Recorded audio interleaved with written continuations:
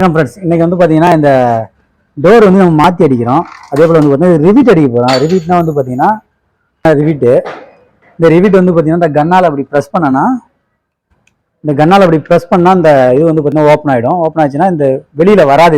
இதில் ஒரு இந்த சின்ன ஹோல்ஸில் வந்து பார்த்தீங்கன்னா உள்ளார விட்டு டைட் பண்ணனா வெளியில் வராது. அதுக்காக தான் இது டோர் டைட் ஆகிடும். இப்போ பண்ணுறேன் பாருங்கள்.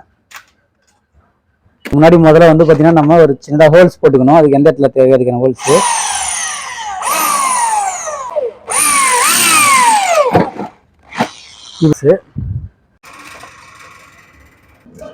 இந்த ரிவிட் இதில் வச்சுக்கணும். இந்த ஹோல்ஸ் அப்படி விட்டுனா போதும். உள்ளே வந்து பார்த்தீங்கன்னா லாக் ஆகிடும். இதுதான் வந்து பார்த்தீங்கன்னா ரிவிட்டு கன்று. இப்படி ப்ரெஸ் பண்ணால் போதும். அந்த ரிவிட் வந்து பார்த்தீங்கன்னா ஓப்பன் ஆகிடும். ஓப்பன் ஆகிடுச்சுன்னா வெளியில் வராது.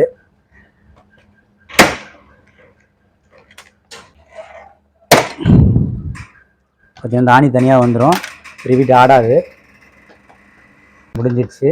இதே போல் அந்த பக்கம் ஒரு 3 ரிவிட் அடிக்கணும். இப்படி ப்ரெஸ் பண்ணால் போதும். நல்லா ரிவிட் வந்து ஓப்பன் ஆகிடும்.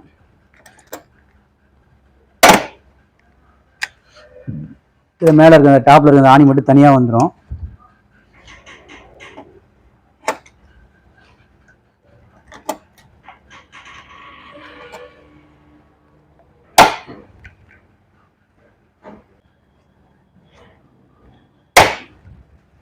ஏன்னா முடிஞ்சிச்சு, அவ்வளோதான். லாக் வந்து பார்த்தீங்கன்னா செட்டாக டைட் ஆகிடுச்சு. இதனுடைய ஃபங்க்ஷன் எப்படின்னு சொல்லிட்டு நான் காட்டுறேன் பாருங்கள். ஆல்ரெடி இந்த டோர் வந்து பார்த்தீங்கன்னா ஆப்போசிட் சைடு இருந்துச்சு. இப்போ வந்து அதுக்கு ஆப்போசிட்டில் வந்து பார்த்தீங்கன்னா மாற்றி போகிறோம் டோரை.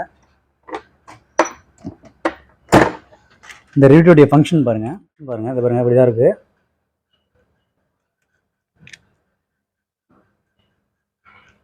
பாருங்கள், இது ஓப்பன் ஆகுது பாருங்கள். அதுதான் வந்து பார்த்தீங்கன்னா பிஞ்சிங் ஆகிடும். அப்படியே நம்ம சின்னதாக ஹோல்ஸ் போட்டோன்னா அந்த ஹோல்ஸ் உள்ளாரே மாட்டிக்கும். இது ஆல்மோஸ்ட் வந்து பார்த்தீங்கன்னா ஃபிஷர் டைப் தான். சவுத்தில் அடிப்பெல்லாம் ஆணி ரிவிட்டு இந்த மாதிரி வரும்.